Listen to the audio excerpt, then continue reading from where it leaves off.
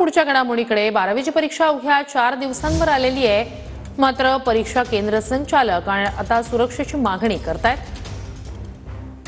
आमचा संतोष देशमुख होऊ नये यासाठी प्रशासनाने आम्हाला सशस्त्र बंदोबस्त द्यावा अशी मागणी परभणीतील ज्ञानोपासक महाविद्यालयाचे प्राध्यापक आणि परीक्षा केंद्र संचालक यांनी केली। आमचा कॉपीमुक्त परीक्षेला 100% पाठिंबा आहे, मात्र एखादी घटना घडण्याआधीच खबरदारी घेण्यात यावी अशी मागणी करण्यात येते।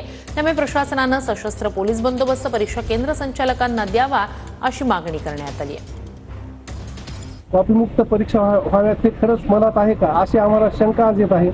त्याचं कारण असं की ज्या सेंटरवर कॉप्या झालेल्या आहेत त्या सेंटरचे केंद्र संचालक दुसरीकडे त्यांनी दिलेत। विशेषतः जिंतूरमध्ये जे काही खेड्यातले कॉपीचे सेंटर आहेत त्यांनी आलटून पालटून म्हणजे धानोरा असेल, चारठाणा असेल, बामणी असेल याला आलटून पालटून म्हणजे सर्क्युलेट केले ते केंद्र संचालक आणि ते कोणत्या पद्धतीनं कॉपी मुक्ती करतील।